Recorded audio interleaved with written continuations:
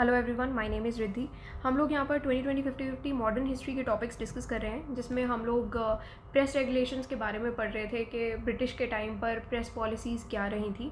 जिसमें इससे पहले वाले लेक्चर में हमने वर्नाकुलर प्रेस एक्ट वगैरह बहुत सारी चीज़ें, बहुत सारे एक्ट्स वगैरह हमने डिस्कस किए थे। ये सेकंड पार्ट है क्योंकि ये चैप्टर थोड़ा सा लंबा है, हमने 2 पार्ट्स में इसको डिवाइड किया ताकि आप अच्छे से याद भी रख सकें। अब यहाँ पर आते हैं कि जो नए सेक्शंस आते हैं आईपीसी में, कौन से सेक्शंस ऐड किए जाते हैं। ये प्रेस एक्ट ही चल रहा है, तो इसमें 1898 में गवर्नमेंट ने सेक्शन 124A को अमेंड किया था उस टाइम पर। तो बेसिकली यहाँ पर इन शॉर्ट अगर मैं थोड़ा सा ओवरव्यू यहाँ पर आपको दूँ कि गवर्नमेंट ये ट्राई कर रही थी कि गवर्नमेंट के अगेंस्ट कुछ भी ये लोग फैलाए ना, इंडियंस, और कुछ भी गवर्नमेंट के अगेंस्ट ना लिखें ना छापें। कोई भी इस तरीके के कार्टून वगैरह जैसे आजकल चलते हैं वो सब ना बनाए जाए, है ना। जैसे गवर्नमेंट के अगेंस्ट कोई भी कार्टून बनाता है उसे जेल में बंद कर देते हैं, तो ये सब चीज़ें ना हो। तो गवर्नमेंट की जो इमेज है वो अच्छी बनाए रखने के लिए ये सब चीज़ें स्टार्ट की गई थी, क्योंकि बहुत ज़्यादा रिबेल देखे जा रहे थे उस टाइम। रिबेलियस एटीट्यूड देखे जा रहा था कि नेशनलिज्म की वेव पूरी देखी जा रही थी। तो इस चक्कर में इन लोगों ने ये गवर्नमेंट ने ये डिसाइड किया था। तो इंडियन नेशनल कांग्रेस बना था, उसके फॉर्मेशन के बाद ही गवर्नमेंट ने बहुत सारे ये सेक्शंस इनैक्ट किए थे 1898 में, जैसे कि section 565, 124A, 153A of the Indian Penal Code. अब यहाँ पर सेक्शन 124A में ये कहा गया था कि अगर आप गवर्नमेंट के अगेंस्ट कोई भी नफ़रत फैलाओगे या फिर सेडिशन का केस आपके ऊपर यहाँ पर चल सकता है, ठीक है। कि आप गवर्नमेंट के अगेंस्ट कुछ भी इस तरीके की चीज़ें कर रहे हो, लोगों को भड़का रहे हो और इंसाइट कर रहे हो लोगों को गवर्नमेंट के अगेंस्ट, या नफ़रत फैला रहे हो, तो वो सब के चीज़ों के लिए या फिर सेडिशन के लिए आपको ये सेक्शन 124A आपके ऊपर इम्पोज हो सकता है, जिसमें आपको 3 साल तक के लिए इम्प्रिजनमेंट भी हो सकता है, कोई भी टर्म सुनाई जा सकती है, और पूरी ज़िंदगी के लिए आपको ट्रांसपोर्ट भी किया जा सकता है। और ये सेक्शन आज भी कंट्रोवर्शियल है, क्योंकि आज जर्नलिस्ट वगैरह कुछ भी कार्टून बनाते हैं गवर्नमेंट के अगेंस्ट और गवर्नमेंट उनको उठा के जेल में बंद कर देती है। तो ये सब चीज़ें अभी भी चलती आ रही है। फिर सेक्शन 153A ये दूसरा सेक्शन है, जिसमें अगेन ये कहा गया था कि ये क्रिमिनल ऑफेंस माना जाएगा अगर कोई भी गवर्नमेंट ऑफ इंडिया के अगेंस्ट कंटेम्प्ट करता है, या फिर अलग अलग क्लासेस हैं उनके अगेंस्ट नफ़रत फैलाता है। चाहे क्लासेस से इनका मतलब था बेसिकली जो भी इंग्लिश रह रहे हैं इंडिया में, उनसे उनका मतलब था। वहाँ हम लोगों से उनको क्या मतलब, है ना। सेक्शन 153A में यही सेम चीज़ बोली गई थी, तो गवर्नमेंट के अगेंस्ट नफरत फैलाना क्रिमिनल ऑफेंस। उसके बाद एक एक्ट आता है, newspaper incitement to offences act 1908, ठीक है। लॉर्ड मिंटो सेकंड इनका टाइम चल रहा होता है इस टाइम पर। तो अब इनमें भी यहाँ पर जितनी भी सारी चीज़ें आप सुनोगे, जितने भी एक्ट्स आते हैं, वो बेसिकली अब जो नेशनलिज्म की फीलिंग यहाँ पर जाग रही होती है उसको दबाने के लिए ये एक्ट सारे लाए जाते हैं। और ये एक्ट आता है मेनली एक्सट्रीमिस्ट को कंट्रोल करने के लिए। तो यहाँ पर होता क्या है कि जितनी भी एक्सट्रीमिस्ट नेशनलिस्ट एक्टिविटी होती है, इस एक्ट के द्वारा मजिस्ट्रेट को ये एम्पावर किया जाता है कि आप कोई भी प्रेस प्रॉपर्टी को कन्फिस्केट कर सकते हो। ऐसी प्रेस प्रॉपर्टीज़ के, मान लो कोई प्रेस जो है वो ऐसे छाप रही है चीज़ें, ऑब्जेक्शनेबल मटेरियल छाप रही है जिसकी वजह से मर्डर हो सकते हैं या फिर वायलेंस क्रिएट हो सकता है, राइट्स हो सकते हैं।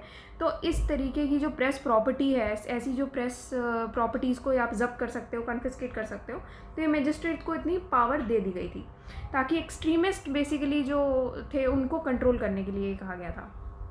अब तिलक उस टाइम पर लीडर थे, उनका अरेस्ट होना तो बनता ही था वहाँ पर उस टाइम पर। तो तिलक जो थे वो मिलिटेंट नेशनलिस्ट के लीडर थे, तो उनको सिडिशन के चार्जेस पर ऑब्वियसली ट्राई किया गया था और उनको फिर बर्मा ट्रांसपोर्ट कर दिया गया था 6 साल के लिए।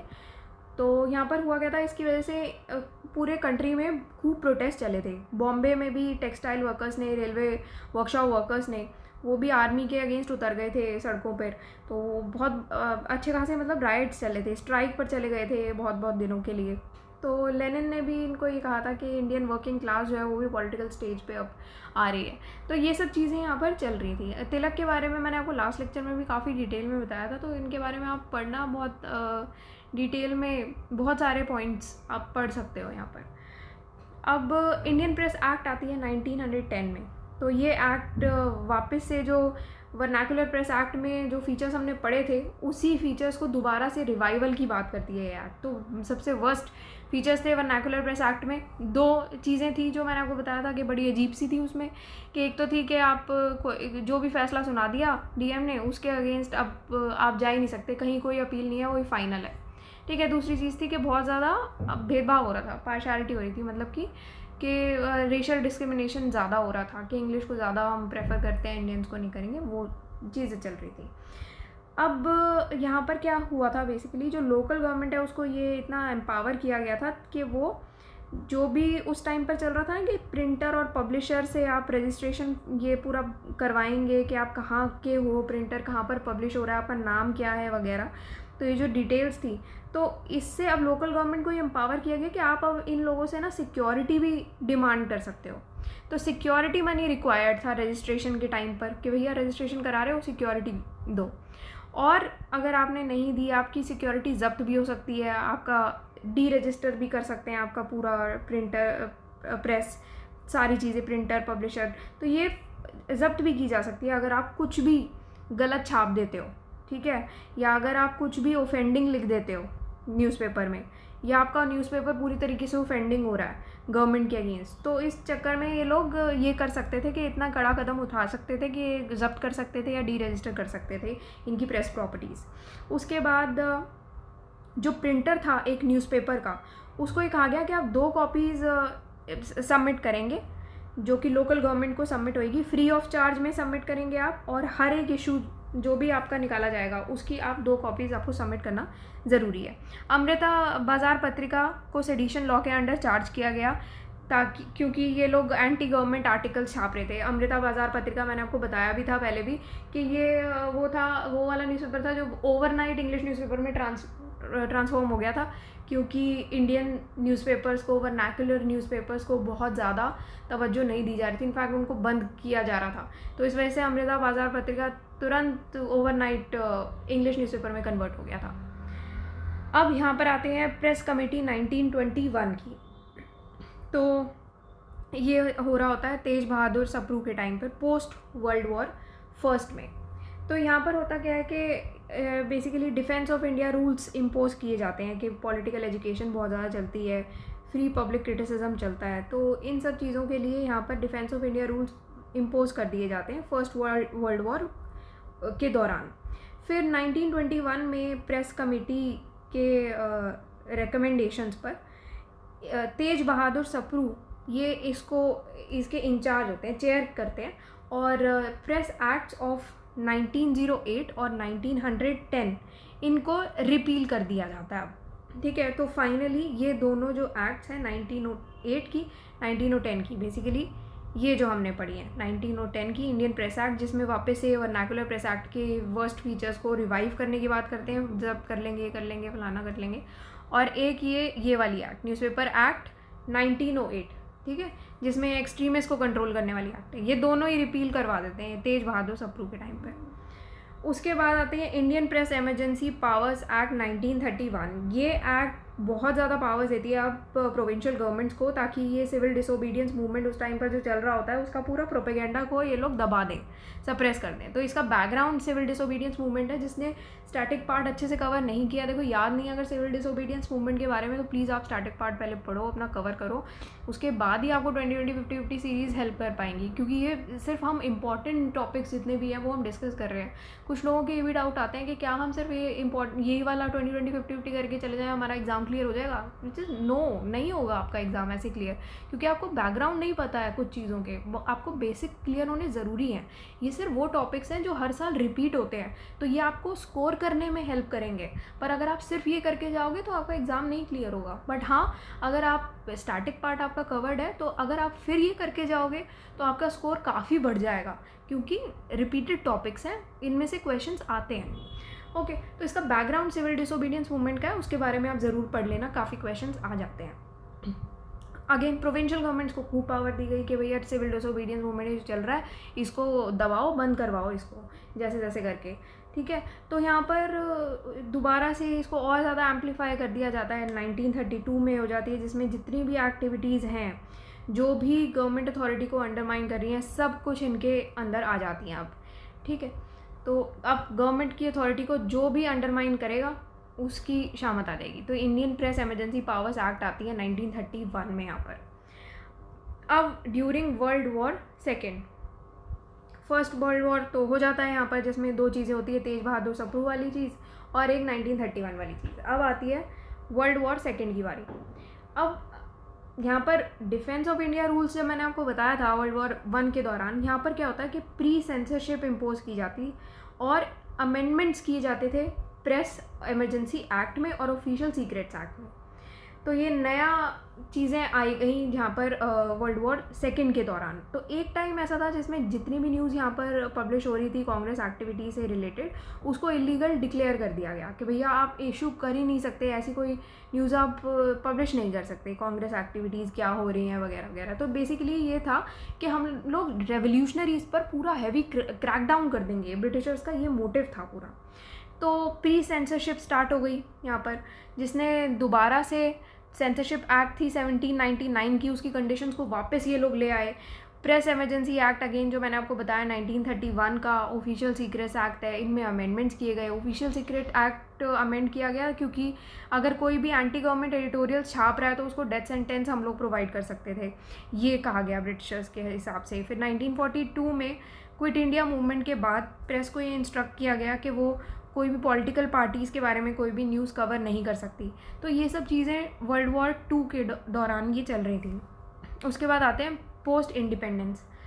तो पहली कमेटी होती है प्रेस इंक्वायरी कमेटी 1947 की। ये रेकमेंड करते हैं कि हम लोग 1931 का एक्ट रिपील कर देते हैं, हम हटा देते हैं, और 124A सेक्शन और 156A सेक्शन IPC का, इनको भी ये भी रिफॉर्म्स में हम ला देते हैं कि इनको भी थोड़ा सा मॉडिफाई कर देते हैं।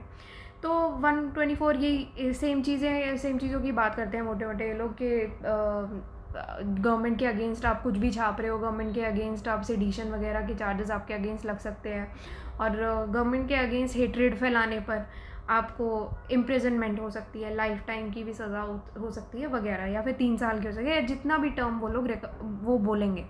तो ये यहाँ पर प्रेस इंक्वायरी कमेटी बैठती है 1947 की, ये बात करती है। पोस्ट इंडिपेंडेंस ये सब हटा देते हैं ये लोग। अब नेक्स्ट है press objectionable matters act 1951।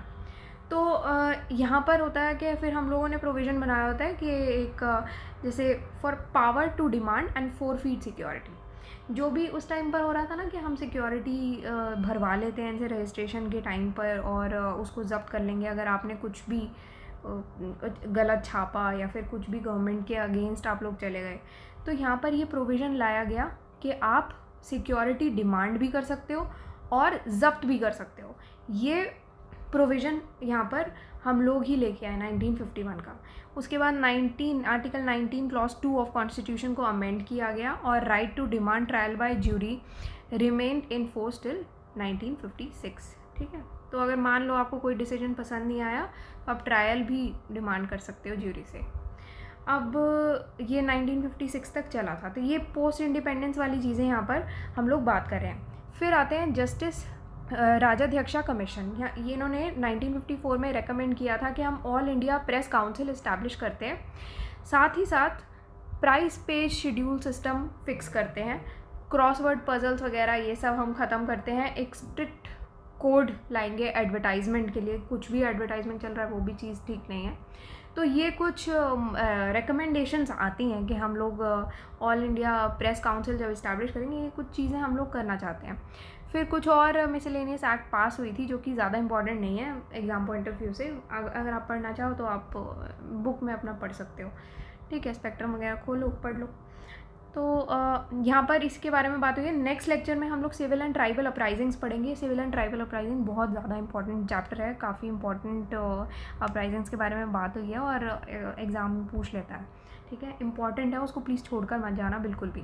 Next lecture में हम लोग ये डिस्कस करेंगे। इस लेक्चर में हम लोग इतना ही करेंगे। 7.2 लेक्चर आप मान लो इसको, ये जो पिछला लेक्चर था 7 का पार्ट 1 का, ये पार्ट 2 है बस। Also this is our website synopsisias.in। यहाँ पर आप स्पेशल कोर्सेज में जाओगे 2020 50-50 सीरीज़ में आपको सारी डिटेल्स मिल जाएंगी। और इस साल हम लोगों ने CSAT के टॉपिक्स भी इंक्लूड किए हैं और टॉपिक्स हमने अपडेट किए हैं, ठीक है। तो यहाँ से आपको जो भी चाहिए और कौन कौन से प्रीलिम्स में क्वेश्चंस यहाँ पर रिपीट हुए हैं ये सब आप यहाँ से लिंक पर क्लिक करना आपको मिल जाएगा।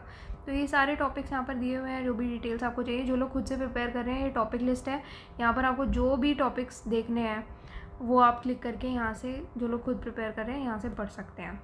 Okay, so that's all for today and thank you for watching the lecture.